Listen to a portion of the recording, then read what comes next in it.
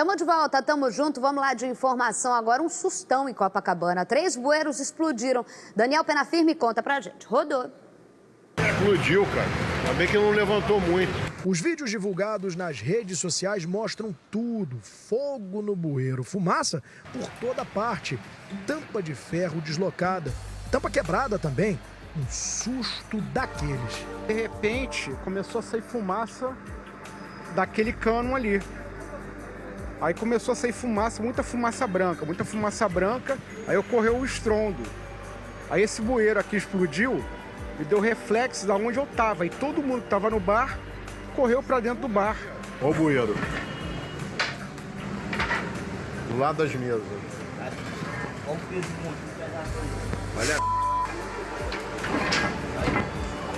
Durante a madrugada, a área foi isolada e técnicos da Light, a dona do bueiro, compareceram ao local.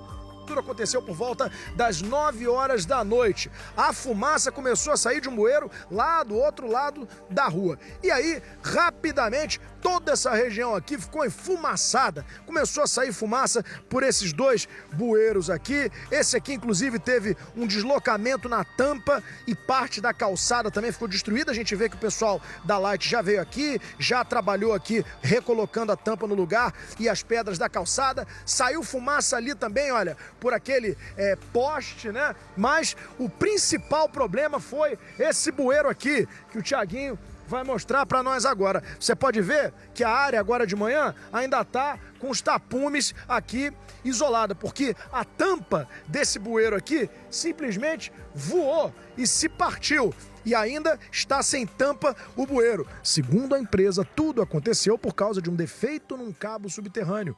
Ninguém se feriu e não houve interrupção no fornecimento de energia da região. Na boa, não importa o que aconteceu, né, gente? Só nesse país, pelo amor de Deus. Quanto que pesa uma tampa de um troço desse? Como que... Olha só, saindo fogo. Não é o que aconteceu. Não é, o fio que aconteceu, a rede que é antiga e não tem manutenção. Amor, não é a primeira vez. Vamos fazer alguma coisa. Porque já teve gente que morreu, já teve gente que teve mais de 90% do corpo queimado, gente. Imagina cair uma tampa dessa, a gente está mostrando, explodiu aqui, explodiu ali, foi só um susto. Mas poderia ter acontecido o quê? Passa criança, Copacabana, que fosse não sei aonde, que passasse uma pessoa por dia na localidade. Se existe o risco de ferir alguém, se existe o risco de matar alguém, e a gente está falando de Copacabana, onde existe um fluxo de pessoas pela calçada a todo momento. Então a gente conta com a sorte, então a gente tem que agradecer e falar, olha, um fio, mas o que é um fio, né? Voou a tampa, foi só um susto, beleza. E se a gente estivesse falando da morte de alguém? Mas daí acontece, sai fogo, sai fumaça, mas o que não tem é qualquer tipo de punição. Porque não importa, seja eu, você, quem está me assistindo, seja a dona Light, a dona não sei o quê, seja quem for. Se não acontecer uma punição, as coisas acontecem. Porque é assim que funciona o ser humano. Enquanto ele está dando ali a medida paliativa, dando uma desculpinha ali, voa a tampa, vamos lá, bota o tapumezinho, tá? Hoje volta tudo ao normal. Nunca ninguém vai fazer nada para a solução. E medida paliativa nesse país, a gente está de saco cheio, porque pode matar e mata. Falta de fiscalização e punição, a gente já viu no que deu, né? O que deu é um negócio chamado Brasil. Tá, meu povo? Vamos lá? Vamos que informação? 11h48, vê só, pode botar as imagens agora, que abriu o nosso programa, as imagens lá de Inhaúma, olha, surreal. Matéria exclusiva, olha o tiroteio. Primeiro que tem o fogueteiro soltou fogo na chegada da polícia, né? Aí é o fogueteiro trabalhando na boca da boca de fumo. Agora vai começar o pipoco todo. A polícia chega, começou um intenso tiroteio lá. A nossa equipe de reportagem... Aí já era, né, minha filha? Aí já começou o aço a chover, né? Aí você tá vendo aí na chegada dos policiais, já houve confronto com os traficantes. A nossa equipe de reportagem... Quem que tava lá, Humberto? Quem que tava lá acompanhando os policiais? Jackson Silva tava lá acompanhando. O Jackson, que acompanha as operações policiais pelo Rio de Janeiro, estava acompanhando essa equipe ali num trabalho seria de rotina, uma operação de denúncia que estava ali. Daqui a pouco o Jackson vai explicar pra gente. Assim que eles chegaram na comunidade, já houve um intenso tiroteio. Como vocês podem ver, a equipe teve que ficar abrigada. Aí a movimentação dos policiais militares no interior da comunidade. Como você vê, a nossa lente captou um pouco mais longe, justamente. Aí você vê, a população ficou dentro de casa, a gente ficou de longe acompanhando, mas tem imagens exclusivas por medida de segurança. Os policiais foram pegos de surpresa. A operação operação continuou e daqui a pouco eu te dou o desfecho, o que aconteceu por lá e mais imagens, tá? Presa durante a operação do Complexo da Maré, a mulher do traficante 3N mantinha um perfil nas redes sociais onde costumava ostentar a vida confortável que levava como o que seria a primeira dama do tráfico em São Gonçalo. Veja na reportagem. Fotos em camarotes de noitadas, maços de dinheiro, inclusive dólares, e até a lembrança do casamento com o traficante mais procurado do estado. Brenda Oliveira dos Santos, de 22 anos, mulher de Thomas Jason Gomes, o 3N, costumava exibir uma rotina de luxo nas redes sociais. Vaidosa, a jovem gostava de postar fotos com belas roupas e em praias da região oceânica de Niterói. Brenda foi flagrada por policiais civis na última segunda-feira, durante uma mega operação na Maré, onde 3N estaria escondido desde que deixou o complexo do Salgueiro, em São Gonçalo. A jovem tinha dado à luz ao primeiro filho do casal há menos de 2 semanas. Na ação policial, que contou com o apoio de um helicóptero, 8 pessoas acabaram mortas após intensa troca de tiros. O estilo de vida de Brenda lembra o de outra primeira-dama do tráfico, Danúbia de Souza Rangel, a xerifa da Rocinha, mulher do traficante Nem da Rocinha. Ela também gostava de ostentar nas redes sociais uma rotina de luxo, bancada com o dinheiro da venda de drogas. Segundo a polícia, Danúbia recebia do marido cerca de R$30 mil por semana, que eram usados na compra de joias, tratamentos estéticos e até voos de helicóptero. Porque daí existe uma concepção muito errada. Não sou eu que trafico, não sou eu que pego o dinheiro, não sou eu isso, mas, amor, se eu uso do dinheiro que eu sei que vem de algo errado, eu estou me associando a esse algo errado. O nome disso, então, é o quê? Associação ao tráfico de drogas. Daí não dá para fugir. Eu recebo aqui no estúdio hoje o professor de Direito Penal, Tiago Minagé. É assim que fala, doutor? Exatamente. Boa tarde, muito obrigada por estar aqui na nossa sala. Ele vai me ajudar em outras reportagens que daqui a pouco vocês vão ver, mas eu resolvi colocar já logo o senhor aqui para a gente bater o papo sobre isso. 2 pontos. Associação ao tráfico de drogas. Existe uma interpretação na criminalidade, não, mas fulano de tal é amigo, é casado, não pode ser penalizado por isso. Mas tem a questão de usufruir desse dinheiro, né, doutor? Sim. A questão da associação ao tráfico de drogas precisa ser muito bem explicada, por quê?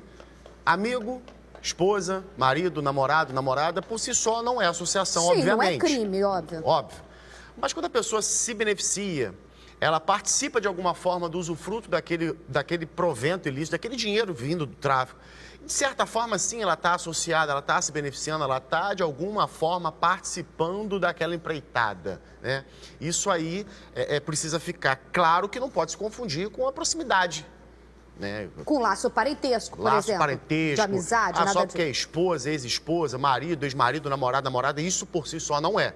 Agora, quando essa pessoa, de alguma forma, ela entra na prática criminosa, seja, pode não estar praticando diretamente o crime de tráfico, por isso a associação, mas de certa forma ela se insere naquele contexto, aí sim, aí pode sim se caracterizar um crime de associação ao tráfico. Agora, uma outra pergunta em relação a isso, e aí eu adoro, porque o povo vai falar, tá defendendo bandido. Não tô defendendo bandido, a gente só tem que botar no papel e saber que a gente vive, graças a Deus, num estado de direito, Sim. se espera disso e tem que se cumprir as regras. Vale para a Maria, vale para o José, vale para a Adriana. Por que não ia valer para a mulher que acabou de ter o bebê? Por que eu tô falando isso? Ela acabou de ter o bebê, né? Certo. Ela foi presa. É óbvio que ela tem que pagar se ela for associada ao tráfico. Mas a gente tem uma ex-primeira-dama que foi libertada justamente porque tem filho. Sim. Uma mulher que acabou de dar à luz a um bebê, eu sou mãe, tem 2 semanas que o bebê dela nasceu, o advogado tem como pedir, porque a gente também aí tem duas situações. Cometeu crime, seja quem for, tem que pagar. Mas se uma questão vale de ser mãe para uma, tem que valer para outra, né? Sim. A questão toda a lei é muito clara. Toda criança, e aí o interessante é que nesse ponto a lei não fala da acusada ou da réu. Fala da criança. Fala da criança. Da inocente da Exatamente, que não tem nada a ver com isso. A criança que tem o pai e a mãe preso tem o direito, e aí não é o direito dela. É o direito da criança. A criança tem o direito de ter o que a gente chama de primeira idade, que é aquele momento até os 12 anos de idade, mais ou menos. A criança tem o direito de ter o acompanhamento da mãe. Então, o caso, por exemplo, nesse caso aí especificamente, enquadra perfeitamente na lei. Não é o direito dela, que foi presa, não é o direito do suposto marido, namorado, seja lá o que for dela. É o direito da criança de ter a sua mãe. Por que isso? Porque a gente está falando de uma prisão preventiva. Ainda vai se apurar se ela é culpada ou não, tá? Pode ser que ela seja absolvida Para no você final. entender, a prisão preventiva acontece, é pedida quando a pessoa ali, ou foi, no caso dela, até presa em flagrante, porque Sim. tinha toda a questão, foi presa dentro da comunidade da Maré na segunda-feira. Tem também a questão de você coagir testemunha, você esconder prova de crime e tudo mais, aí a polícia consegue pedir e é concedida essa prisão por tempo indeterminado. Exatamente. E aí o que acontece? A criança tem esse direito, aí acaba que reflete nela, no caso, dela ter uma prisão domiciliar. Ou seja, normalmente na prática, como que funciona? Deve-se colocar uma tornozeleira eletrônica, um monitoramento eletrônico, ela vai para casa e ela é monitorada para ficar dentro de casa. Pode ser impedida de ter acesso à internet, a celular, a comunicação externa. Ela pode ter inúmeras restrições. Na verdade, ela sai do presídio e vai para casa cuidar da criança. Pode-se achar um absurdo do tipo, mas por que outras pessoas estão presas? Na verdade, todas as crianças que possuem mãe e pai nessas condições têm esse direito. Né? É complicado. 11h56, coloca a imagem aí, ó. Daqui a pouco estão chegando novas imagens. Você vai ver agora um susto lá em Inhaúma. Aconteceu agora pela manhã. A nossa equipe de reportagem estava pautada para outra reportagem. Acompanha a Polícia Militar. Jackson Silva chegando. Logo na chegada dos policiais, isso que a gente ouve é o fogueteiro anunciando a chegada da polícia, o que a gente sabe que acontece, né? Você tá vendo? Até tem comunidade que tá cortando, tá tirando a função do fogueteiro. Tem câmera que já mostra a polícia chegando. Enfim, na chegada dos policiais, você já viu. Aí começa o tiroteio. Sobe o som, Jesus, por favor. Os bandidos atiram contra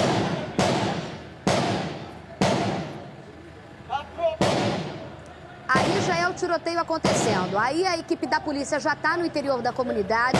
A nossa equipe de reportagem teve que se abrigar, como você está vendo aí. Daqui a pouco você vai ver a narração do Jackson Silva, que eu já consegui ouvir um pouquinho aqui embaixo. O Jackson vai contar pra gente o que aconteceu exatamente. 2 quarteirões pra frente, daqui a pouco essa imagem aí, ó, já tem a atuação dos policiais. Você tá vendo denúncia do tráfico de drogas na região e assim que os policiais chegaram, já começou esse tiroteio. A gente vai ver informação completa daqui a pouco com o Jackson Silva, o que aconteceu por lá. Lembrando que é uma operação exclusiva, a gente estava acompanhando de perto. Você está vendo nas imagens que você só vai ver aqui no SBT Rio. Doutor Wilton Alonso já está chegando aqui, ó, com a gente. Pode entrar aqui, doutor. Entra na nossa sala aqui, ó.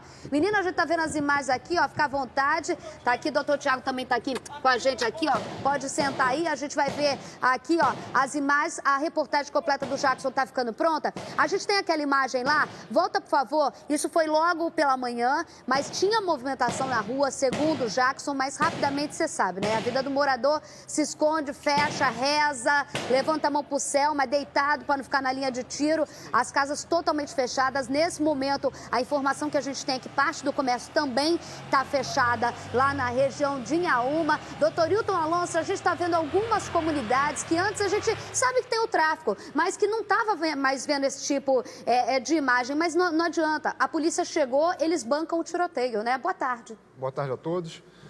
Sem dúvida, a polícia atualmente, ela cuida usando um termo leigo, aparar a grama. Se a grama não for aparada, a grama cresce. Então, muita gente critica a forma de agir da polícia, mas é a forma atual que nós temos. Chegar na comunidade, o tiroteio começa. Queremos muito investimentos, capacitação para cada vez evitar esses confrontos. Mas, atualmente, a forma que há de se fazer isso é o combate. Existem pessoas armadas com fuzis, armas de guerra nesses locais. Isso é inadmissível. Até nessas pequenas comunidades, como essa em Inhaúma que a gente está vendo aí, mesmo assim, eles estão preparados para bancar a polícia com fuzil? A expansão ocorreu de uma forma avassaladora que tem que ser combatida, não tem jeito. Infelizmente, quando a gente fala essa é do a nossa remédio realidade. ser amargo, é óbvio que a gente aqui, quando você fala de uma política de enfrentamento, a gente se preocupa com os moradores dessas comunidades, mas de alguma forma a investigação, mas se a polícia chamada, ela não for até essa localidade, ela está ela não está cumprindo o papel dela. Mas assim que ela chega, nessa imagem a gente já vê, o doutor estava acompanhando aqui comigo, você vê, solta fogos e de repente já começa o tiroteio. Às vezes a polícia nem chega a entrar nessa comunidade. A gente viu isso no Alemão essa semana, a gente viu isso na comunidade de Jacarepaguá, essa é a terceira, em Aúma. Atualmente, a visão do governador é uma visão de combate, tem que ser, não tem jeito. Está sendo dado investimento para a investigação, mas a gente não pode recuar. Se a gente permitir que o Estado não entre, que a Força de Segurança não entre, aí faliu nossa sociedade, entrega e virou uma área sem lei, o Estado do Rio de Janeiro. Então, é necessário essa atuação.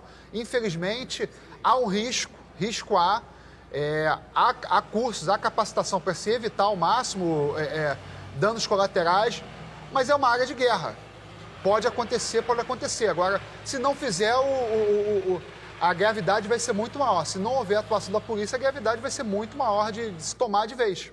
A gente sabe dessas localidades, a gente sabe dessa realidade do Rio de Janeiro, não precisa nem ser jornalista, polícia, a gente sabe dessa realidade, mas hoje o que me chamou muita atenção, daqui a pouco a reportagem está pronta, é justamente a localidade, porque você sabe que existe, mas você fala, não, ali o negócio não é tão... De repente a gente levou uma bandeira vermelha em localidade que a gente nem imaginava que teria esse enfrentamento total. Daqui a pouco você vai ver a reportagem completa com as imagens exclusivas aí da equipe do Jackson Silva, tá? Olha só, após participar de uma operação policial em Angra dos Reis, o governador Wilson Witzel foi denunciado à Organização das Nações Unidas, a ONU. A deputada estadual, Renata de Souza, defende que ele está promovendo uma política de massacre. E aí, a polêmica. Veja só. A iniciativa partiu da deputada estadual Renata Souza, do PSOL, que é a presidente da Comissão de Direitos Humanos da Assembleia Legislativa. Ela denunciou o governador Wilson Witzel à ONU e também à Organização dos Estados Americanos. Eu quero saber quais são os protocolos, quais são as medidas concretas na segurança pública que possa assegurar a vida das pessoas dentro e fora da favela. O Witzel ainda não nos apresentou qual é o seu plano de política pública de segurança, além de mirar e atirar na cabecinha, que já demonstra assim um crime contra a humanidade. No fim de semana, pelas redes sociais, Witzel anunciou que participava de uma operação policial em Angra dos Reis para botar fim na bandidagem. De dentro do helicóptero onde ele estava, tiros foram efetuados. A polícia diz que os disparos foram contra um ponto de tráfico. Porém, segundo os moradores da região, trata-se de uma tenda usada por evangélicos. Acabou a bagunça. Vamos colocar ordem na casa. Eu avalio que não há uma política de combate à criminalidade. Há uma política de combate à pobreza e à existência daqueles que vivem na favela. Em nota, o governo informou que não recebeu notificação da Organização dos Estados Americanos, que não houve vítimas na operação e ressalta que a política de segurança é baseada em inteligência, investigação e aparelhamento das polícias civil e militar. A polícia do Rio de Janeiro é a que mais mata no Brasil. A utilização de sniper, seja de prédios, seja de helicóptero, ofende a dignidade da pessoa humana. Por isso, o governador do estado do Rio deve ser duramente responsabilizado. As imagens postadas pelo governador também repercutiram pelas pessoas que o acompanhavam. Ao seu lado estava o prefeito de Angra dos Reis, Fernando Jordão, condenado em 2017 por improbidade administrativa, processo que ainda está em fase de recursos no Tribunal de Justiça. Outro personagem que aparece nos vídeos de bermuda florida e camisa preta é o vereador Sargento Timóteo, do PR.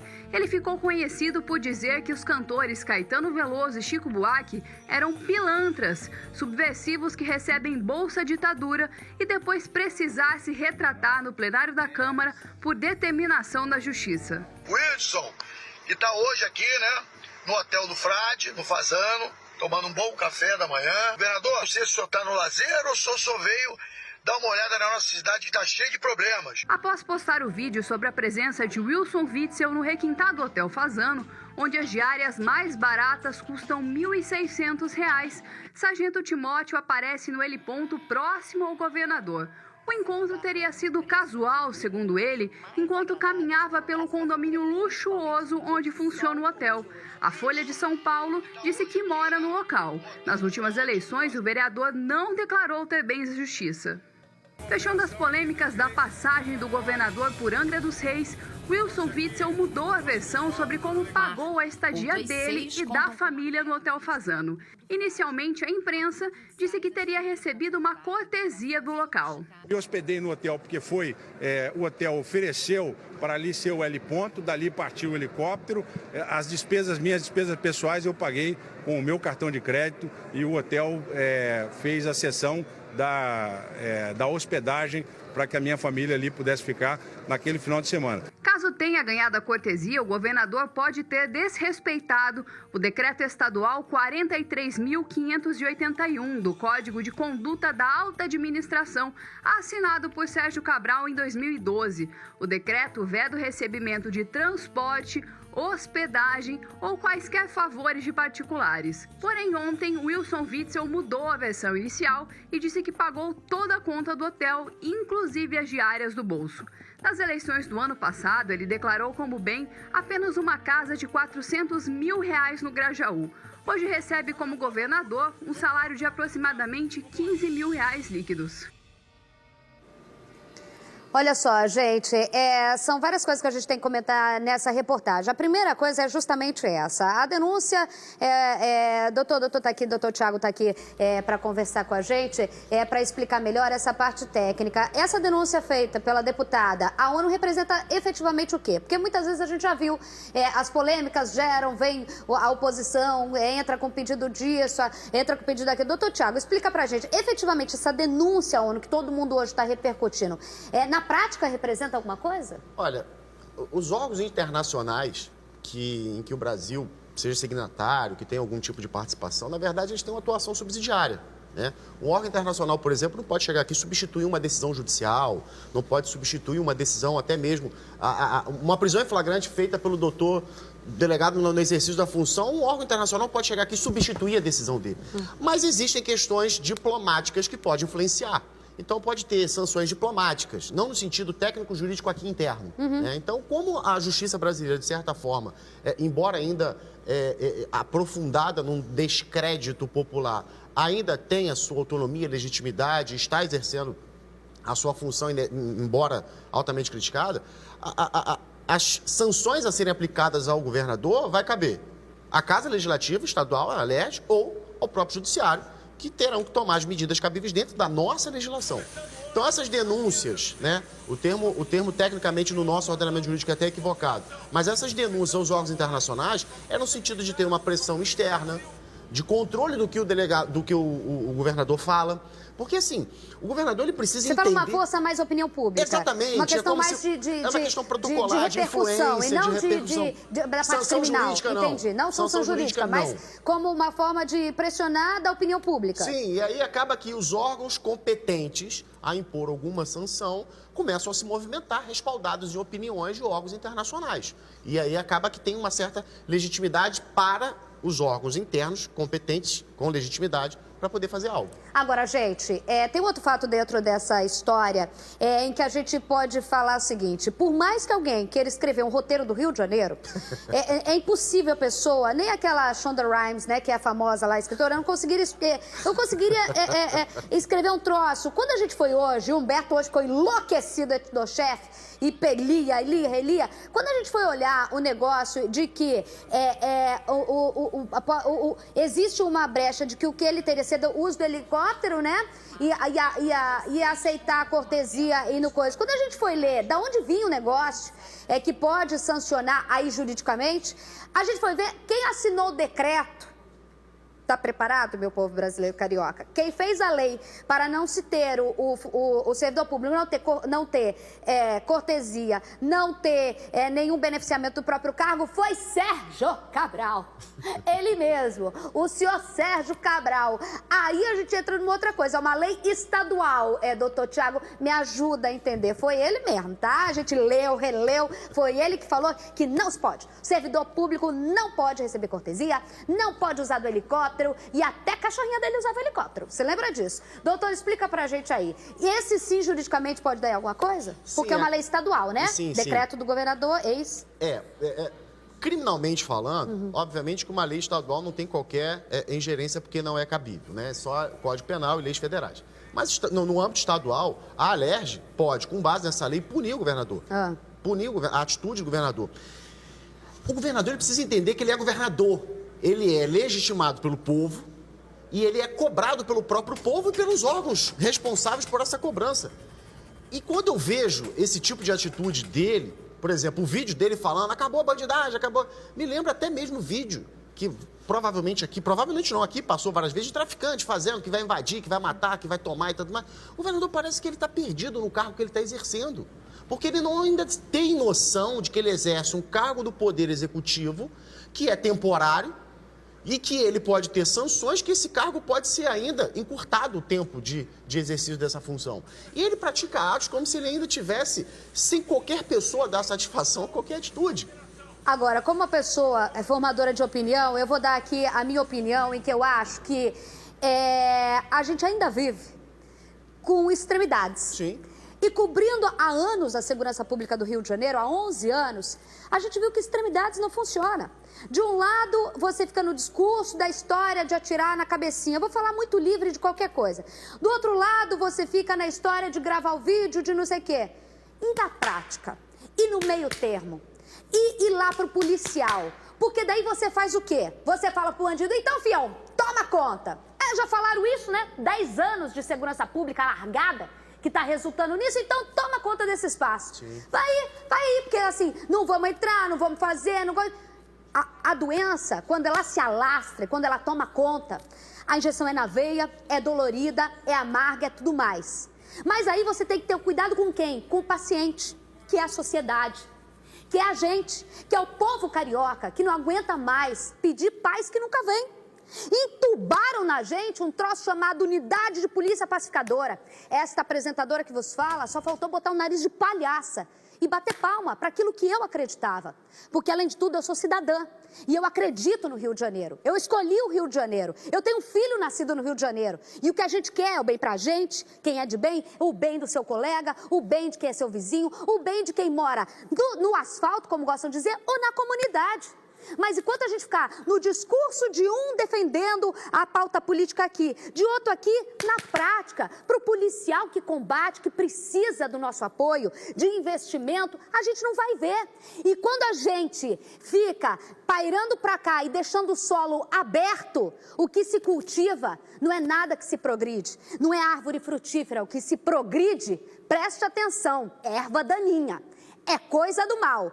Olha para o teu lado para tu ver se não tem muita coisa do mal. Então fica ligado, a gente precisa de medida prática, efetiva. Discursinho daqui e discursinho dali não levou a gente a lugar nenhum. Pelo contrário, levou a gente a um estado de desespero, pânico e medo. E a gente não quer mais isso. A gente quer medida prática, a gente quer efetiva, a gente quer projeto, a gente quer saúde, educação, a gente quer dinheiro, quer emprego e quer segurança. Então, bora parar de ficar aqui ou ali e vamos fazer alguma coisa? Simbora. Isso vale para todo mundo, né? Com o discurso disso, polarização, a gente quer trabalho, a gente gosta de ver trabalho. E é isso que o povo defende, né não? Vamos lá. A Defensoria Pública do Estado ouviu a denúncia de vários moradores do Complexo da Maré sobre supostas irregularidades na ação que deixou 10 mortos. As denúncias serão 8 mortos, serão encaminhadas ao Ministério Público. Veja. Totalmente destruída a minha casa, entendeu? Aí agora, quem vai pagar? Quem é que vai pagar? O relato é de um morador do conjunto de favelas da Maré. A casa dele foi invadida durante a operação de policiais da FORE na última segunda-feira. No chão, as marcas de sangue denunciavam a violência da ação policial. As cenas são de destruição. A porta do banheiro foi quebrada e marcas de tiros ficaram no freezer e até no ar-condicionado. As coisas das crianças, cara, coisa da minha filha, cara, certo? Meu guarda-roupa, minhas paradas, tudo destruído, mano. Tudo destruído. Não tinha necessidade desse policial fazer isso não, cara, entendeu? Ontem à noite, defensores públicos do estado se reuniram com moradores para apurar as denúncias de uma série de violações dos direitos humanos durante a ação policial. As mortes aconteceram dentro de casa ou na porta de casa, né? Então, numa situação de que havia um espaço de contenção, né? Quer dizer, a circulação era restrita. Então, há uma repetição de relatos de que havia uma situação de rendição. A possibilidade de rendição era muito grande. E essa é uma pergunta que fica para os moradores e fica para a gente, qual era a inevitabilidade de dessa situação. Outra denúncia grave foi o uso do helicóptero como plataforma de disparos. Segundo os relatos, há marcas de tiros no chão de várias ruas da comunidade. A Defensoria Pública vai pedir que uma perícia da Polícia Civil seja feita nesses locais. Os territórios de favela eles acabam sendo territórios prioritários desse modelo de segurança e dessas situações de violência. Imagens mostram estudantes de escolas da região correndo, assustados para se protegerem dos tiros ou agachados em corredores e refeitórios das unidades. 8 suspeitos foram mortos durante a ação, mas a polícia não conseguiu prender o traficante Thomas Jason Gomes de Oliveira, que era o principal alvo da operação. Em junho do ano passado, o estudante Marcos Vinícius da Silva, de 14 anos, foi morto a caminho da escola durante uma operação policial. De acordo com a Defensoria Pública, a tática do uso de helicóptero para cercar e executar os suspeitos usada em junho foi a mesma usada na operação de segunda-feira. A mãe de Marcos Vinícius participou ontem da reunião com a Defensoria e contou que a filha de 13 anos estava na escola durante a operação. Eles entram para matar. A gente sabe que o Estado tem que entrar dentro da nossa comunidade e trabalhar, mas é trabalhar com eles. Eu não posso deixar o Estado devolver a minha única filha hoje do jeito que foi devolvido o irmão dela. A minha luta é por ela também e por essas crianças que estudam. Nossos filhos têm direito à educação.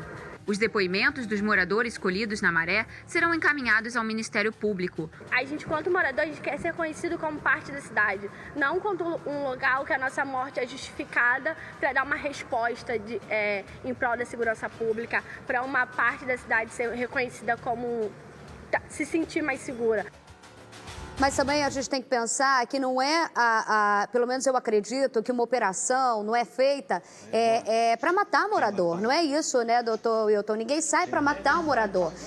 A gente tem que entender também que você retirar essas pessoas refém da criminalidade que elas vivem hoje, do traficante, do tráfico de drogas, que impede a chegada de tudo que eles têm razão de cobrar e precisam cobrar, que é saúde, educação. Mas para você avançar com o Estado, você tem que tirar o que é de ruim, que é justamente o traficante que domina essa região. No caso da última operação, o objetivo era pegar o 3N, que já botou o terror em São Gonçalo e que até a gente falou agora há pouco que a esposa dele foi presa. É a questão do jogo, porque quem tem comprometimento com a vida é a polícia, porque o traficante não tem o comprometimento com a vida do morador, né?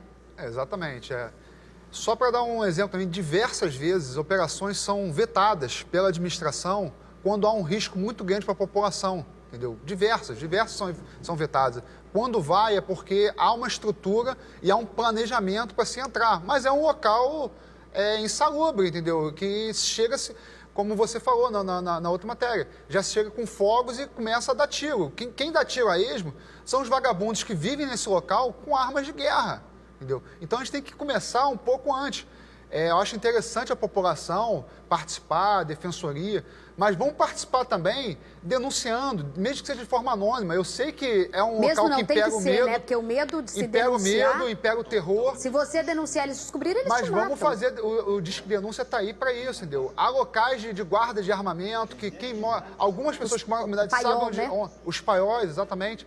Sabe onde está, que guarda droga, então isso pode ser passado. Então, não vamos só criticar a ação da polícia, vamos também ajudar. Quanto mais a polícia for pontual naquele local, menos risco há de efeito colateral.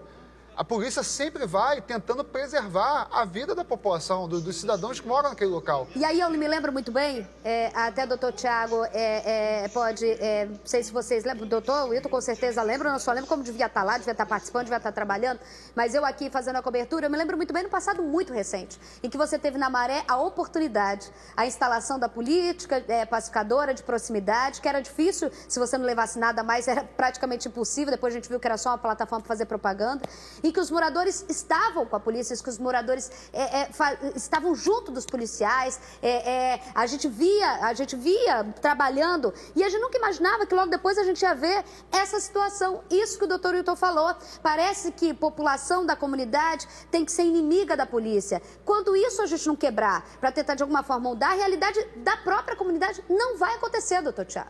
Foi bem colocado que, assim, criou-se uma coisa que é população versus polícia, direitos humanos versus polícia. Isso não existe. Pelo contrário, eu não sou adepto da ideia de descer paulada na polícia porque só faz coisa errada, porque sai dando tiro a esmo. Não. A defensoria, quando vai ali junto com a população, eles estão exercendo uma função fiscalizatória, do tipo, a gente quer saber, tá certo, tá errado, fez o que tinha que fazer, tinha que ser assim, podia ser de outra forma. Então, o que aqui na matéria foi colocado, o que a defensoria está fazendo está completamente certo, é cobrar, é exigir que seja feito de forma correta. Óbvio que a polícia também não pode chegar dando bom dia, boa tarde, por exemplo, para um traficante armado. É o que a gente falou, tenta isso, uma morte com tiro no peito, Essa né, linha doutor? tênue da polícia, é porque a polícia ela está na ponta. E essa linha tênue estoura nela. E o governo, e aí não é só falar aleatoriamente de forma abstrata do governo. O governo ele precisa, sim, estruturar para que possa haver uma atuação correta. Para que a polícia possa agir de forma correta, por isso, e agir assim. E não é uma ciência exata, né? Não. Se fosse exata, essa resposta já estava na ponta, né? Exatamente. E aí, isso que você falou agora, vai tentar chegar pro traficante e falar, tudo bem, eu sou o doutor Wilton Alonso, tudo bem, eu vim aqui bater um papo contigo, que tal você se entregar, né, doutor Wilton? Quantas vezes você tentou fazer isso? Nunca. Não acontece. Tanto é que você vai ver na imagem agora, exclusiva do SBT Rio, como que os policiais são recebidos por traficantes em comunidade. Policiais militares entraram em 2 comunidades hoje em Auma e foram atacados pelos criminosos. Na favela da Galinha, a situação ficou ainda pior. Houve um intenso tiroteio e a equipe do Jackson Silva ficou no meio disso tudo e mostra pra você com exclusividade. Rodou.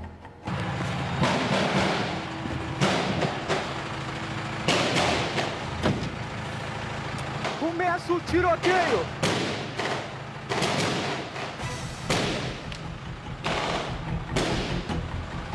A tropa revida.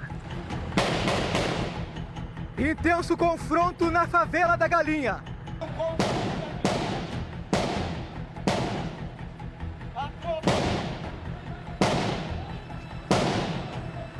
O veículo blindado seguiu para ajudar os policiais, mas no meio do caminho tem uma barricada, portanto, ele teve que retornar. Um dos confrontos aconteceu logo na entrada, olha só. Por aqui é possível ver as marcas do confronto. São várias cápsulas de fuzis espalhadas nesta rua, ali na frente. Mostra ali, Pedro, por favor. Um dos tiros pegou naquele cano e a água está vazando. Nesse momento, os policiais estão dentro da favela à procura dos criminosos. Nessa parede é possível ver várias marcas de tiros. Olha só, 1, 2, 3, 4, 5, ou seja, são mais de 10 que atingiram esta casa. Os moradores que estavam aqui acabaram se abrigando dentro desse comércio. Senhora, nesse momento acontece uma operação policial, melhor a senhora não entrar. Ah, mas eu tenho que entrar. Olha só, olha quantas balas aqui. Mas eu moro aqui, ó. Vai entrar com a criança? Não é perigoso? Mas Deus está lá controle, meu filho. Mesmo tendo avisado, os moradores seguem normalmente para o interior da favela. Em outro ponto, houve mais tiroteio. Desse lado, mais cápsulas de pistolas. Ali na frente, tem um sofá onde os bandidos estavam concentrados e foi naquele ponto que eles atiraram contra os PMs. A Polícia Militar também fez operação no Engenho da Rainha, no subúrbio do Rio. Houve troca de tiros.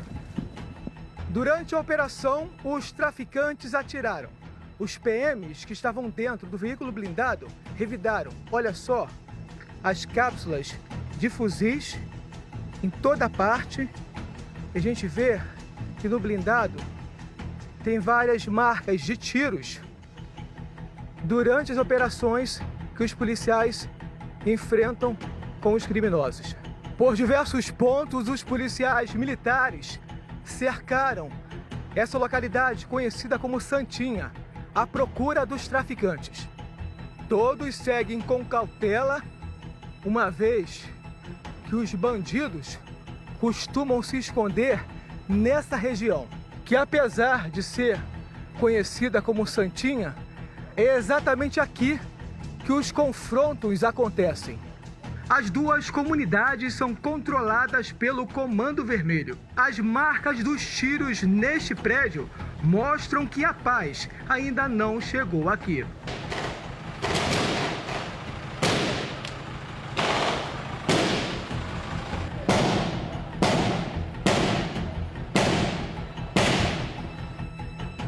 Se na Santinha acontece um troço desse, lá no Rola tu já sabe como que é o negócio, né, meu filho? Ô, meu pai, né? Não, Rio de Janeiro é isso daí, né? Doutor Wilton, as imagens que a gente falou agora, olha isso. Fogueteiro jogou o rojão pro alto, polícia chegando com denúncia, tendo que apurar, porque o Alaua já, na hora, ou acaba passando a história e depois ela vai ser criticada porque tinha bandido lá e chamaram a polícia, ninguém avisou, ninguém entrou, ninguém fez nada, mas o que acontece é o tiroteio na hora.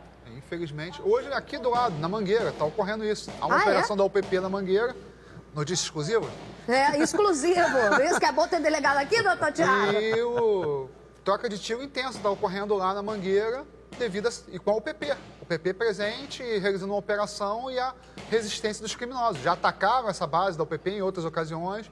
E hoje, durante a operação, está tendo uma intensa troca de tiros lá na comunidade. O pessoal já está apurando aqui, o doutor já deu a informação para você, e ele é a informação apurada ao vivo aqui sentado no nosso sofá. Daqui a pouco a gente está apurando lá. Informação é o que a gente acontece. Quem é de fora, que ouve a gente falando isso, mas pensa assim, nossa, acontece a operação? Não. Às vezes a gente não consegue nem chegar com a equipe de reportagem e aconteceu o tiroteio, né, doutor Will? Exatamente. Ainda mais nessas áreas que já há um policiamento, embora muito aquém do que deveria, não por precisa culpa ter operação, só já no ataque ao policial já começa o tiroteio. Exatamente. Infelizmente, como você já bem falou sobre o plano de UPP, como ocorreu, sempre ficou muito aquém do que deveria ser e sempre um efetivo muito reduzido. Os policiais ficaram nessas comunidades acuados.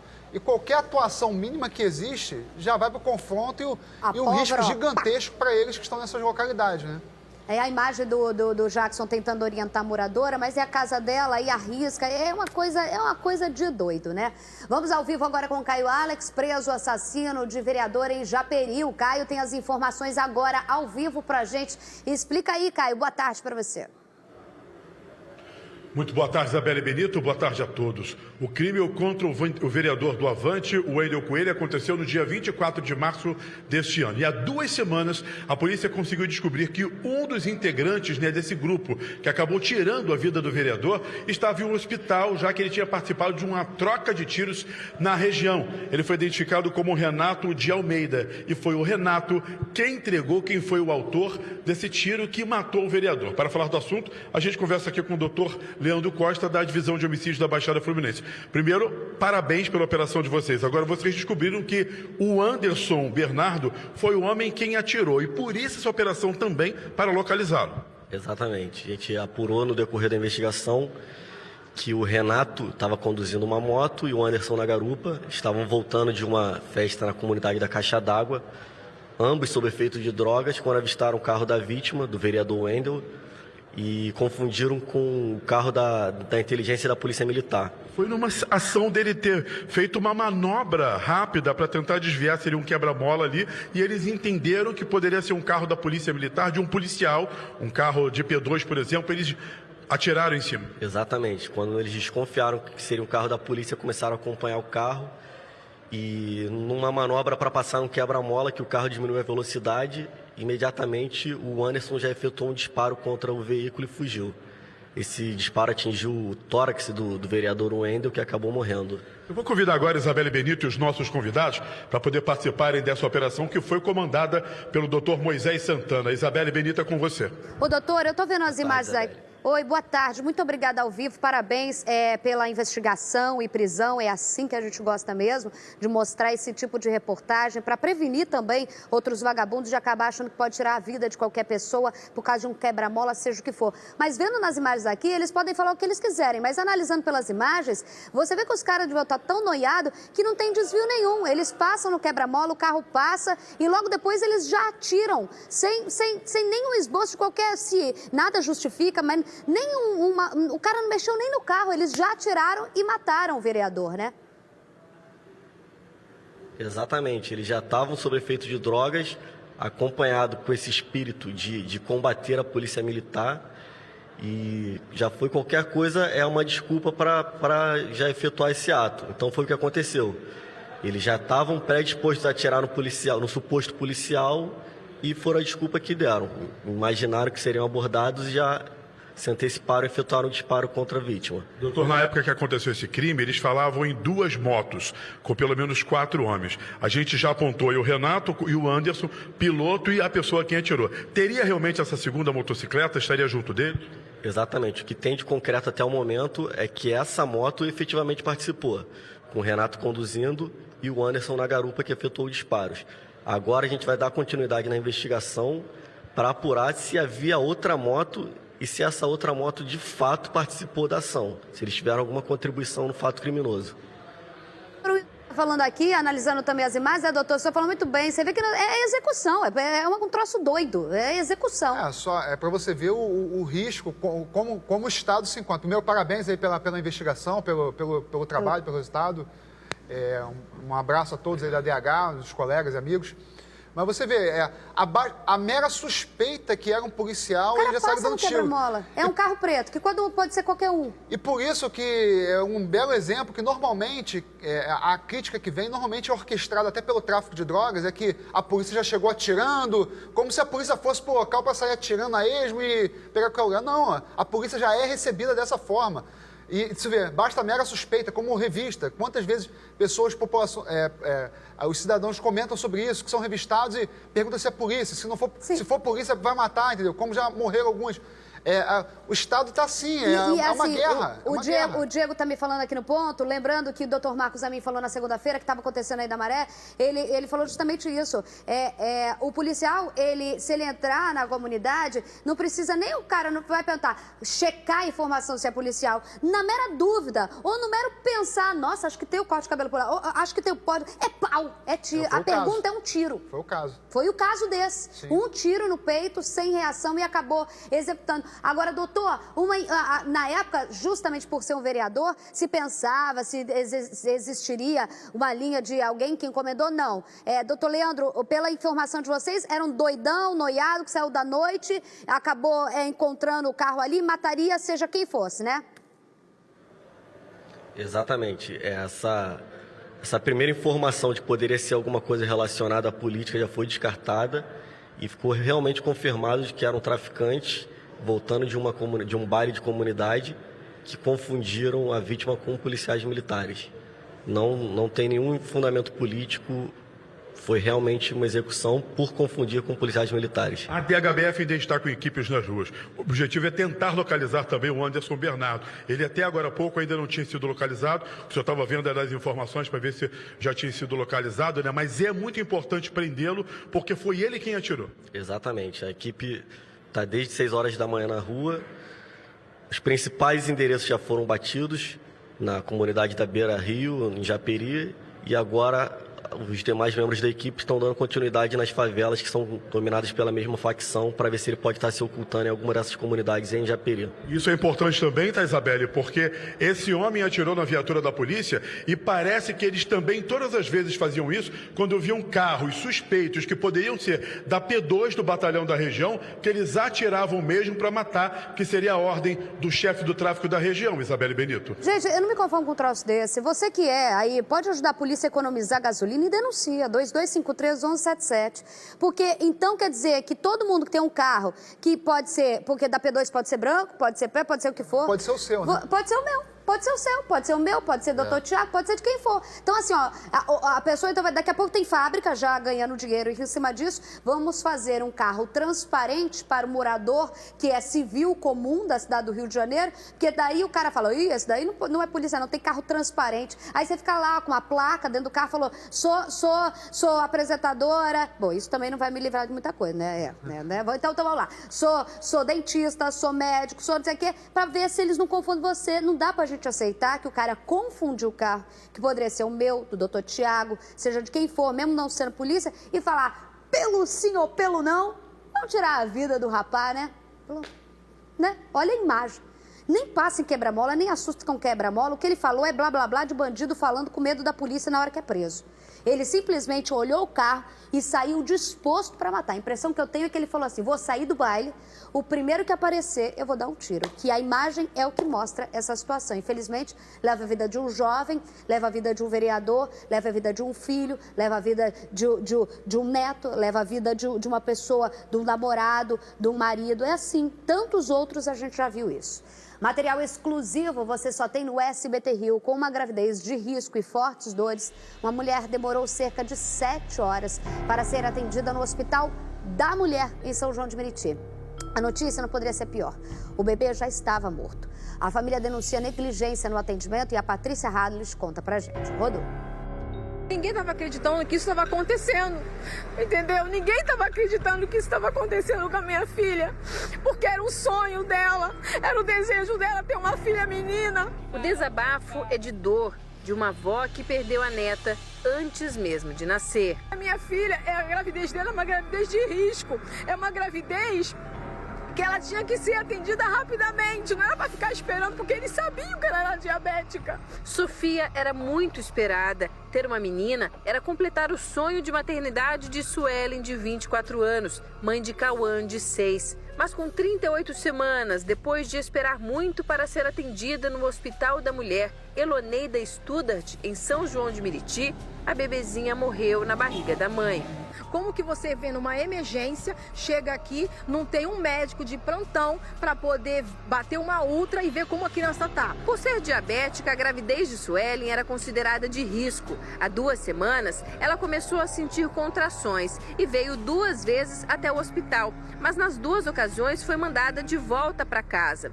No sábado à noite, às 10 horas, Suelen retornou aqui para a unidade, dessa vez com dores ainda mais fortes. Segundo a família, apenas um médico estava de plantão e ela só conseguiu o primeiro atendimento às 4 da manhã. Já não havia mais batimento cardíaco e ela precisou esperar mais 5 horas para fazer uma ultra, que constatou a morte do bebê de mais de 4 quilos. A causa da morte, segundo o atestado de óbito, foi anóxia intrauterina, ou seja, ausência de oxigênio. Uma criança saudável de 4 quilos, 268, e chegar agora você vê que a criança está em óbito. Pelo amor de Deus, não dá para aguentar isso não. Essas imagens mostram Suelen deitada em um sofá no hospital, aguardando a cirurgia para a retirada do bebê que morreu. Em volta, muitas grávidas aguardam atendimento. Minha filha diabética, desse jeito aqui, ó, no sofá, do jeito tudo cheio. Da grávida exuberante das fotos do ensaio, Suelen aparece neste vídeo feito no hospital totalmente diferente, com os olhos inchados de tanto chorar. É muito triste, minha cara tá horrível, inchada, porque é triste. A gente tenta, assim, deixar um pouquinho de lado a dor, né, pra gente tentar respirar um pouco, mas não consegue. O enterro de Sofia vai ser hoje às 2 da tarde. A família da jovem vai registrar um boletim de ocorrência. Damares, que aguardava ansiosa pela primeira bisneta, se revolta. Eu vim buscar minha bisneta. Eu não vim buscar o óbito. Eu não vim. Eu tô fazendo aquela justiça, sabe por quê? Tem muita mãezinha lá, quando sai sozinha, sem a criança, ou senão nem sai. Neste áudio, uma funcionária do hospital fala sobre a lotação. Infelizmente, a gente queria ter um leito para colocar ela, só para você ter uma ideia. Teve uma mulher que acabou de ganhar a bebê ali, ó. Não teve lugar para subir com a paciente para parto, tá lotado. O caso de Jonas é parecido. A esposa dele está internada no mesmo hospital. Com quase 8 meses de gestação, ela chegou com fortes dores no sábado de manhã. Esperou quase 6 horas para ser atendida, quando foi constatada a morte da primeira filha do casal. No atestado de óbito, também foi relatada a falta de oxigênio. Você acha que se ela fosse prontamente atendida, sua filha podia estar viva? Podia, claro. Podia, tentar, de repente o coração dela estava batendo meio fraco, mas poderia tentar salvar. E aí, minha filha foi embora e ninguém vai trazer de volta. Isso aí foi uma negligência total. Total, gente. Isso aqui tá tremendo um matadouro. Sabe o que é matadouro? Onde a pessoa entra viva e sai morta. Olha só, 3, 2, 1, é dedo na cara. Mas eu não vou dar dedo na cara em relação ao hospital, à gestão de hospital, porque a gente viu era grávida lá amontoada. Vai deixar a grávida no meio da rua?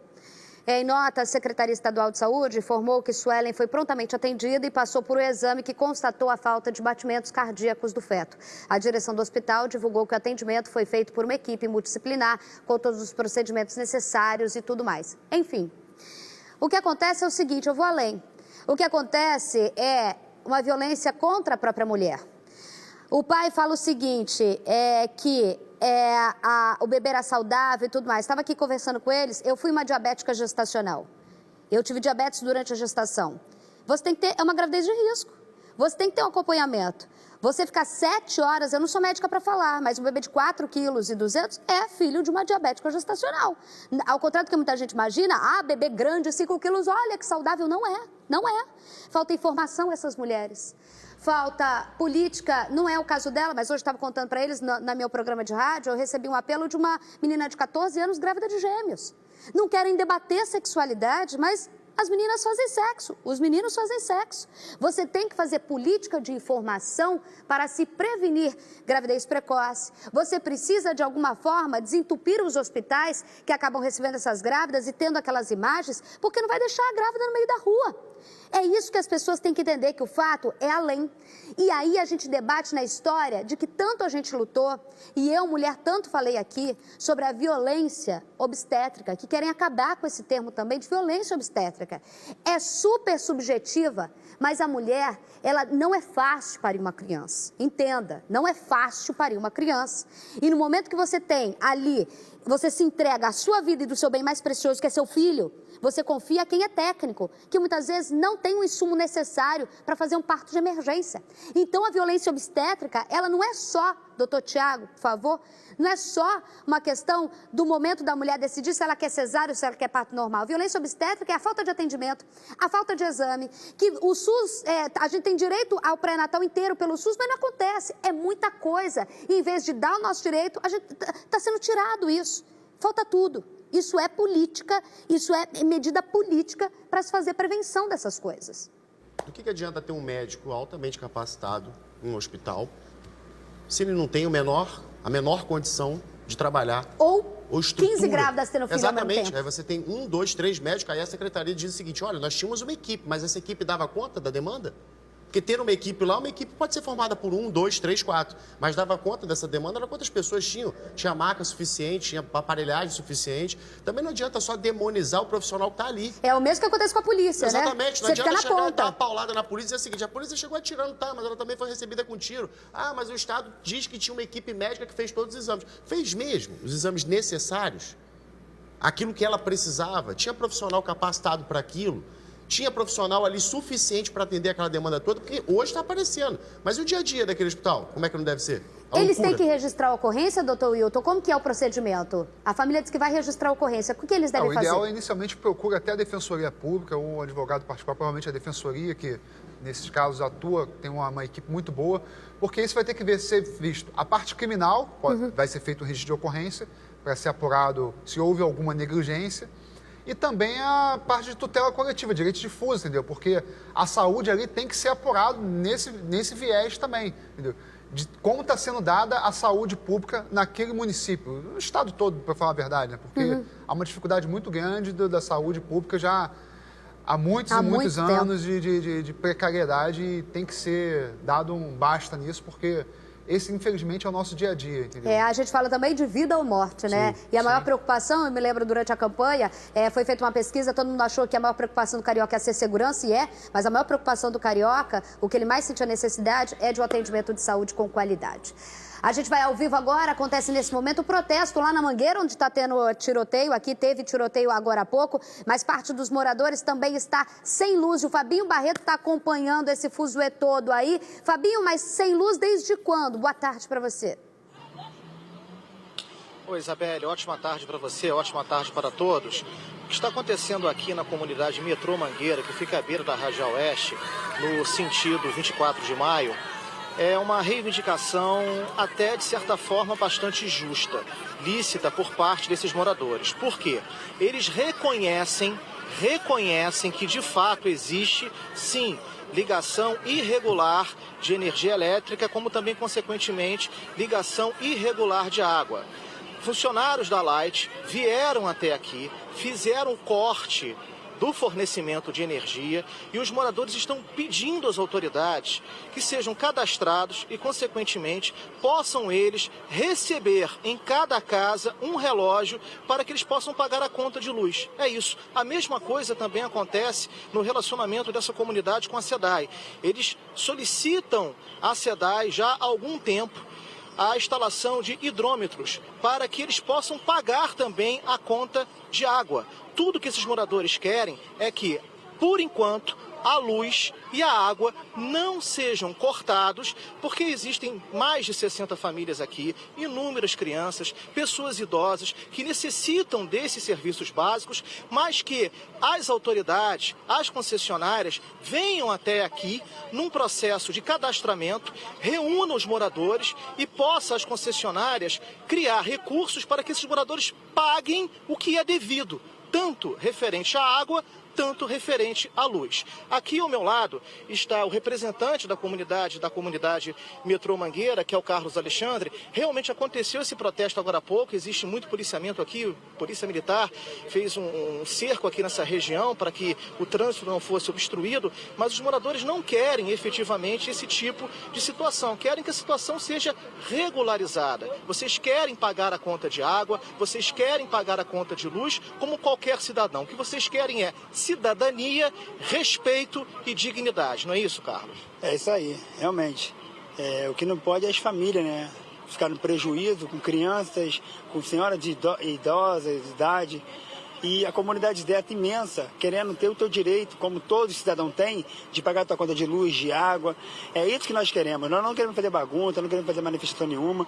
E também o pessoal do Lava Jato, né? Que o governador deu uma resposta de tirar todo o Lava Jato e providencia um lugar onde todo o Lava Jato pode ser legalizado e pagar também a conta de água e luz. É só isso que a nossa comunidade precisa, entendeu? De um respeito às nossas famílias, entendeu?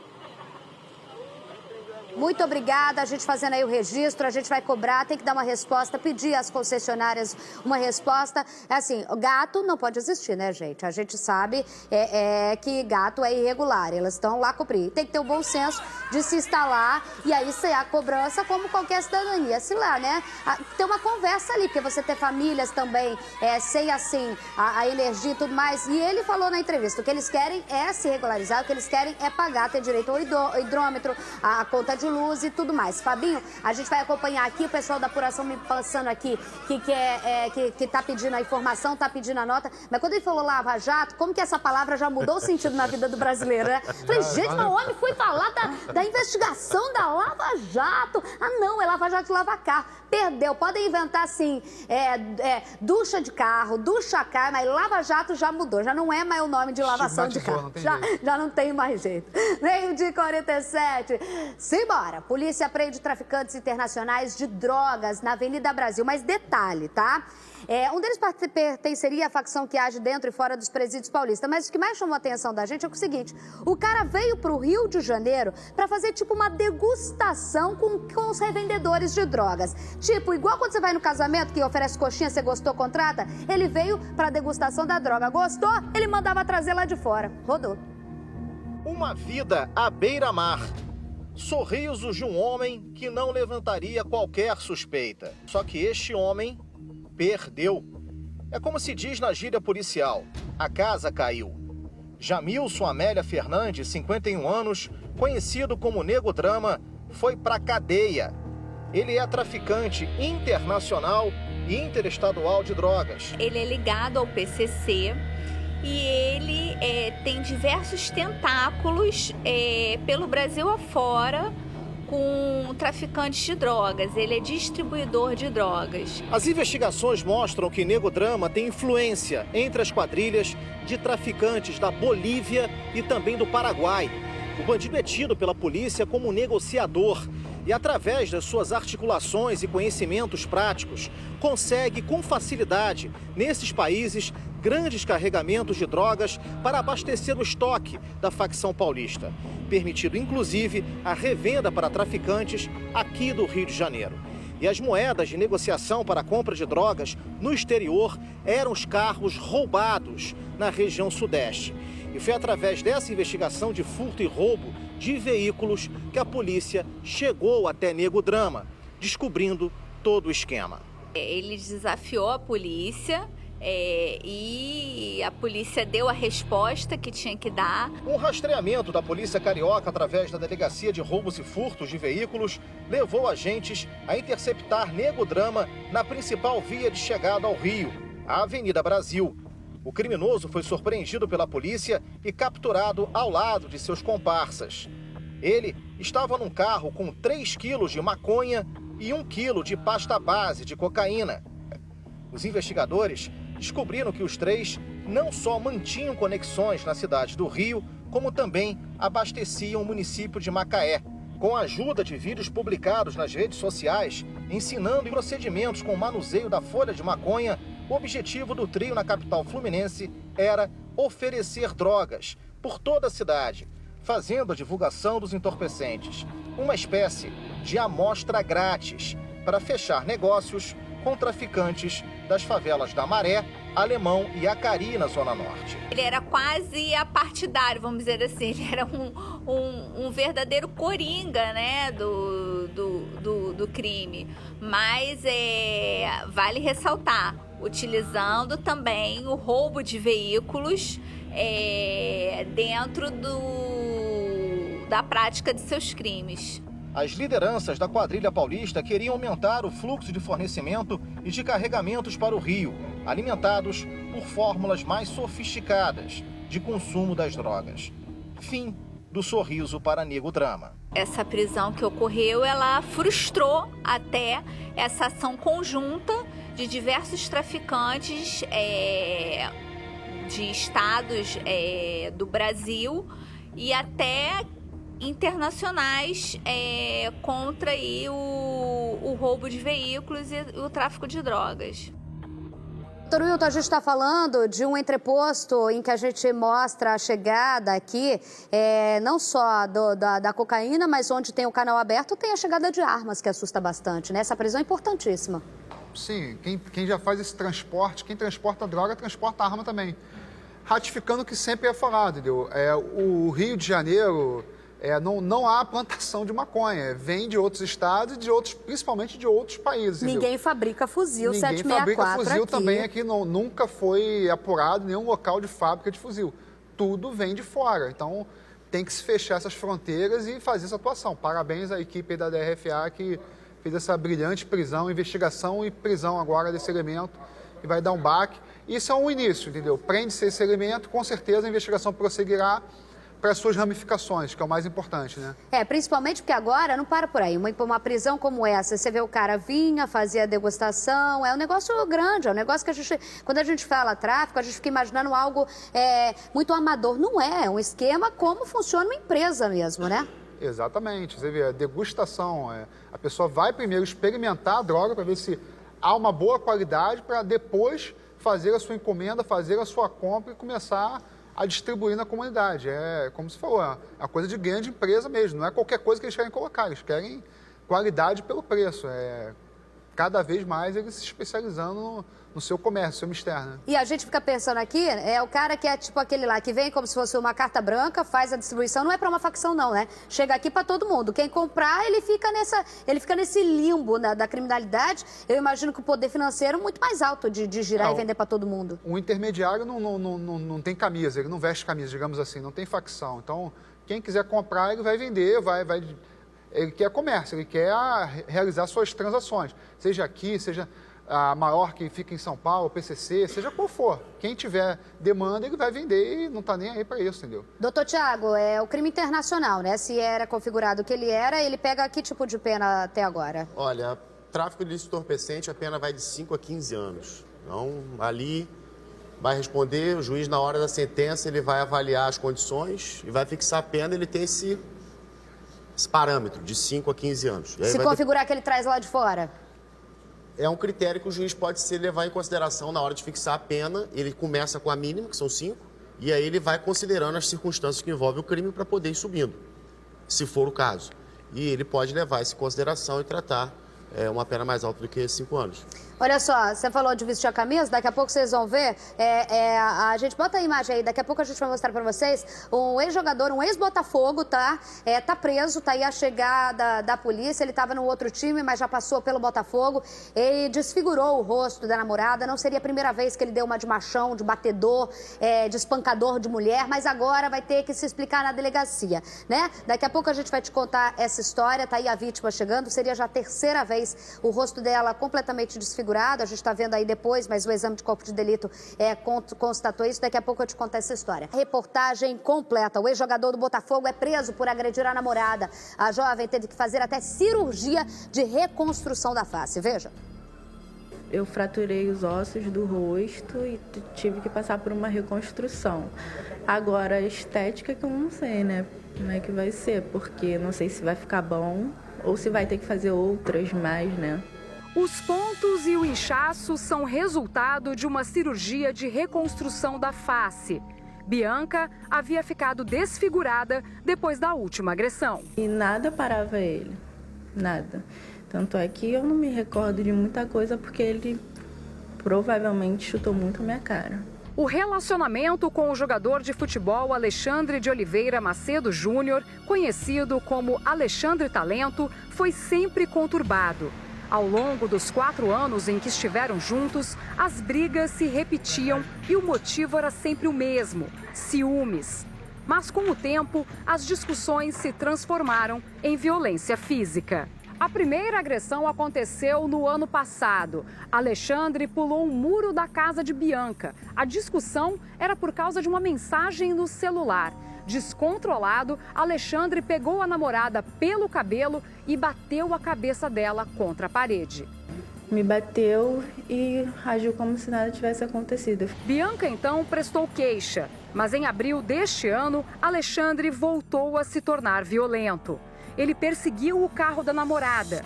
Na ocasião, ela estava com 2 amigas. Ele, não satisfeito, me seguiu e conseguiu jogar o carro em cima de mim, do meu carro, e quebrou o vidro lateral e arrancou as 3, eu e mais 2 amigas dentro do carro, e nos botou dentro do carro dele e ficou rodando. Foi agressão a 3 pessoas. Desta vez, Alexandre Talento foi preso em flagrante, mas pagou fiança e foi solto. 1 semana e meia depois, o jogador voltou a procurar a namorada. Marcou um encontro na casa dele com a presença da mãe. Bianca se sentiu confiante e decidiu ir.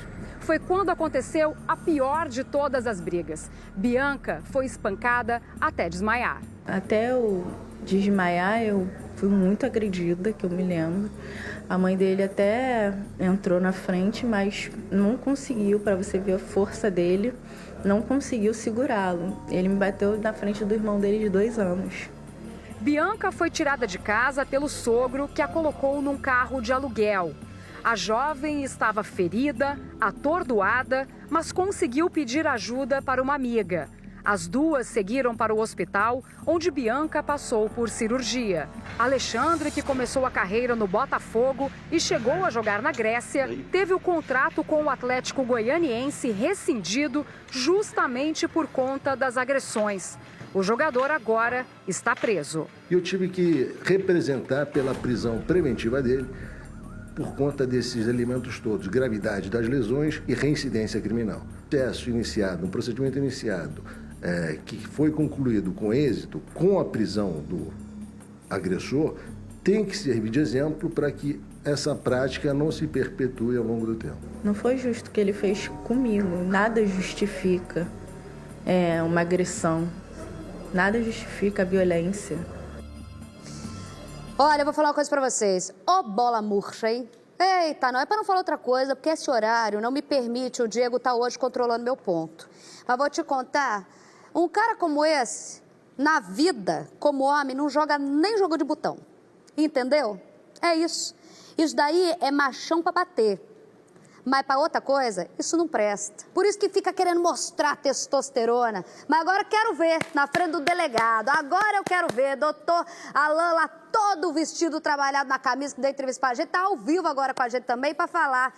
Não adianta, a Vívia Casanova tá com o doutor, que já esteve aqui com a gente, doutor Alan Luchardo. Boa tarde, doutor. Quer dizer, Vívia, que é o seguinte, ele, além de tudo, pelo que eu percebi, tramou e se deixar solto, ele vai tramar até matar, não é isso? Porque a gente já conhece outras histórias. Boa tarde para vocês. Boa tarde, Isabelle. Pois é, nós conversamos com a vítima mais cedo, né, a Bianca Oliveira, de 29 anos, que relatou que foram várias agressões. Ela registrou as 3 mais graves, mas que ao longo dos 4 anos de relacionamento foram muitas brigas, empurrões e outras lesões mais leves que ela não teve nem coragem de procurar a polícia. Ela registrou esses 3 casos. E o último, como você disse, realmente foi planejado, né? Ele atraiu a namorada até a casa dele para ter uma conversa. Ele queria esclarecer o relacionamento, tentar reatar, mas no meio da conversa ele já se alterou, começou a discussão e, segundo ela, ele partiu para cima com muita violência, né, dando socos e também pontapés, até que ela foi realmente desfalecendo e teve o rosto totalmente desfigurado, os ossos da face destruídos. Mas, Isabelle, é importante dizer que esse jogador agora está preso, né? A prisão preventiva dele foi decretada e eu estou ao lado aqui do doutor Alan Luchardo, como você disse. Doutor Alan, agora ele está preso, não vai sair, não tem fiança. Boa tarde, Isabelle, boa tarde, telespectadores. Pois é, foram 4 anos de um relacionamento conturbado, em que houve ao menos 3 registros de ocorrência de lesão corporal contra a mesma vítima, e você pode perceber que há uma graduação na violência empregada. No último caso, resultaram lesões graves, que não teve outra forma a não ser representada pela prisão dele, pela reincidência criminal e pela gravidade das lesões. Isabelle, você quer fazer alguma pergunta para o doutor? Eu quero, porque eu acho importante isso que o doutor Alan falou, como prevenção. Porque, assim, o cara é reincidente porque ele já quase matou. Tanto vale para quem bate, para quem é o agressor, para quem é vítima. Não tem uma segunda tentativa nessas histórias. Quem é agressor, ele bate, ele tenta até matar. E aí a gente fala de uma prisão preventiva e que é preciso a lei ser forte, porque não é só punitiva, é de prevenção, né, doutor Alan? Para mostrar para esses caras e para esses agressores que o final deles é na cadeia de qualquer jeito, porque ou eles matam, ou eles são presos, ou eles vão acabar matando e aí assassino e vai para cadeia do mesmo jeito, né?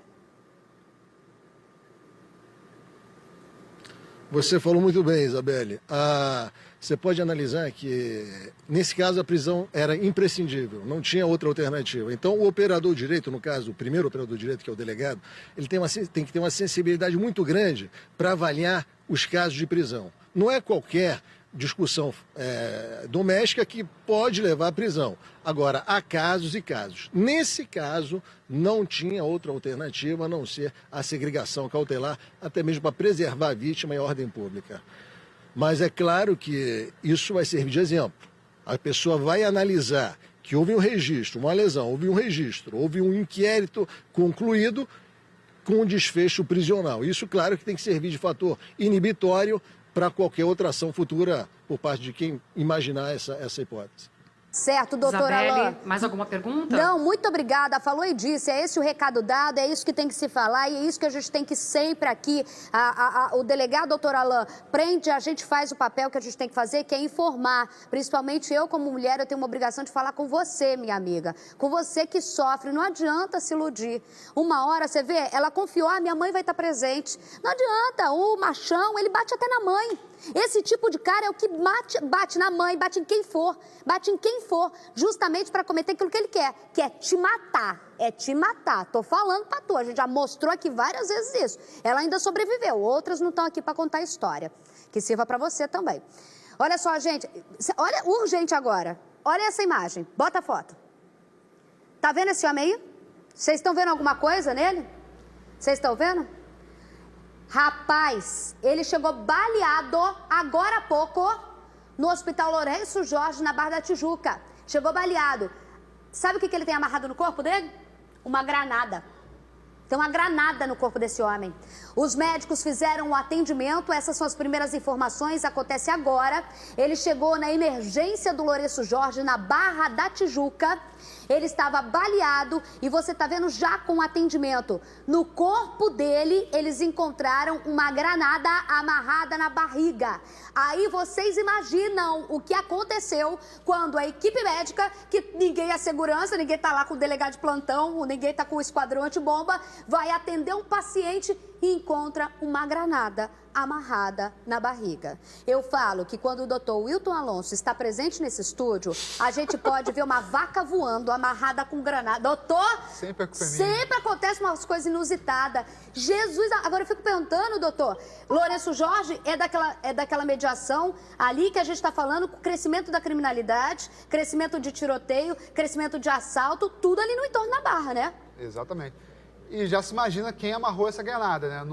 Não foi a polícia, não vamos acusar a polícia agora, né? É a criminalidade do nosso estado que está dessa forma. Chegar a um estado desse, pegar provavelmente um desafeto e realizar uma conduta dessa que é amarrar uma granada que chega na forma.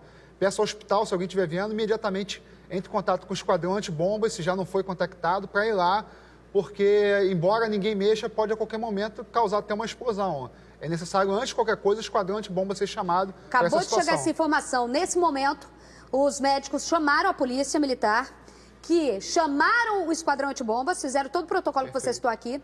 Foi esvaziada o setor de emergência, a sala amarela e a sala vermelha do Hospital Lourenço Jorge. Você imagina você estar lá numa sala vermelha, também com o pé na cova, porque essa é a realidade, desesperado, familiar, tem que se retirar todos os pacientes em estado grave, emergência, seja o que for. O esquadrão antibomba esvaziou, porque pode explodir todo mundo, né, doutor Wilton? Então tem que se fazer isso.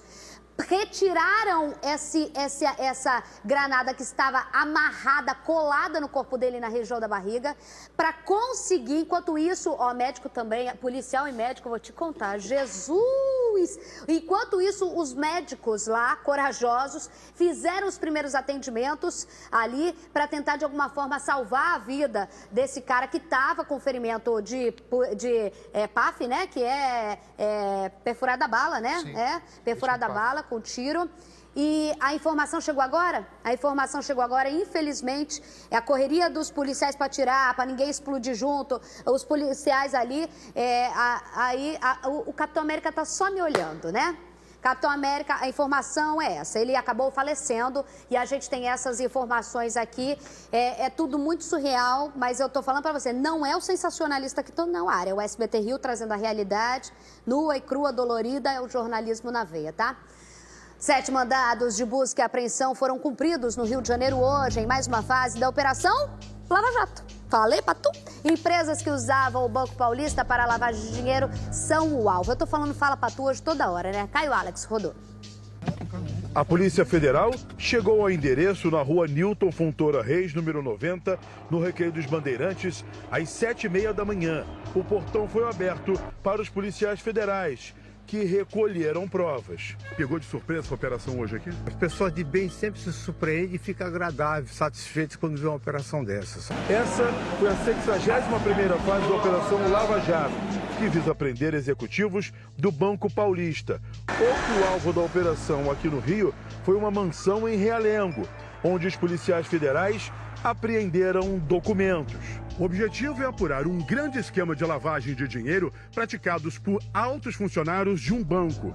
Eles faziam a contratação de empresas de fachada que emitiam notas fiscais e contratos fictícios para justificar serviços não prestados e assim camuflar o pagamento feito e recebido pelo banco no exterior. Essa foi a primeira vez que a Operação Lava Jato cumpriu mandados de busca e apreensão e de prisão em bancos aqui no Brasil. A instituição financeira foi usada na lavagem de mais de 48 milhões de reais mandados ao exterior pela construtora Odebrecht entre 2009 e 2015.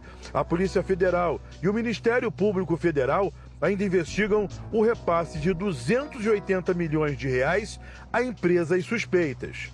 São cerca de 170 policiais federais que cumprem 3 mandados de prisão preventiva e 41 de busca e apreensão em 35 locais diferentes, aqui no Rio de Janeiro, em São Paulo e Porto Alegre.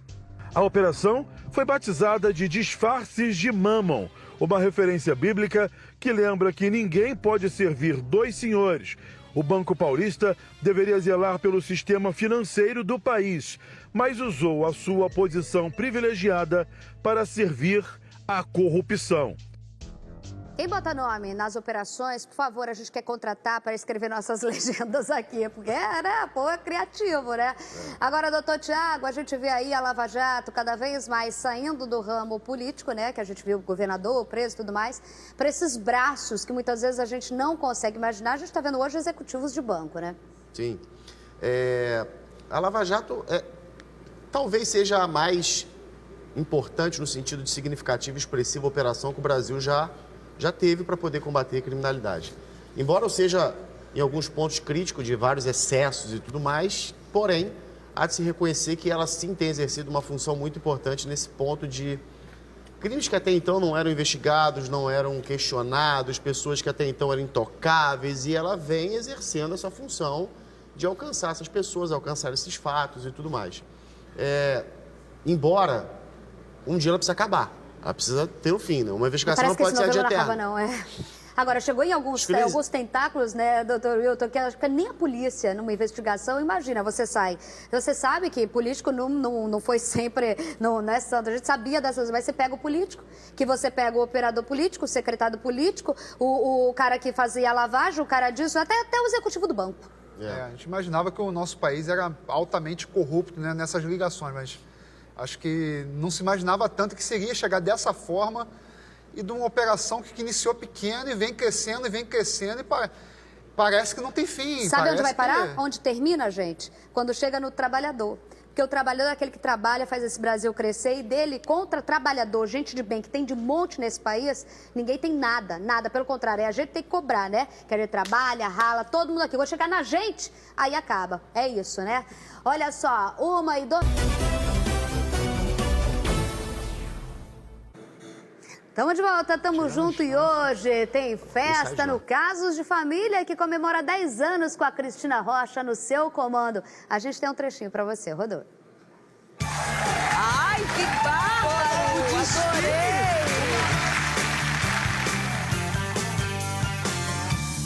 Você tem consciência que hoje você é uma mulher vencedora? Mãe, levanta, mãe! Vermelho, você é pai? Não. E verde? Meu pai.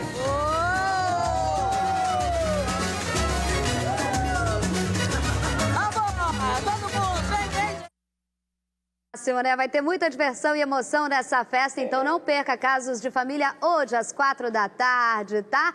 Olha só, gente, meu pai não vai perder, meu pai não é meu fã não, se primeiro lugar é a Cristina Rocha, tá bom? Beijo pra quem? Doutor Tiago, tem direito a beijo, beijo pra quem? Beijo pra todo o pessoal do direito. Meus alunos. Super vago, tipo, ela me pegou assim. Doutor Wilton, beijo pra quem? Tem que mandar um beijo pra minha esposa, senão ela briga comigo. Toda vez que eu esqueci, beijo pro meu filho, pra toda os telespectadores aí que estão assistindo. E pra sua mãe, pro seu pai, pra minha todo mãe, mundo, pelo amor de Deus. Dia das Mães. É Dia das Mães, eu não sei se tem presente, mas pelo menos um beijo, mãe. Quê? Rapaz, tu para com isso, tá? Muito obrigada pela sua companhia. A gente tá aqui amanhã, mas ela tá chegando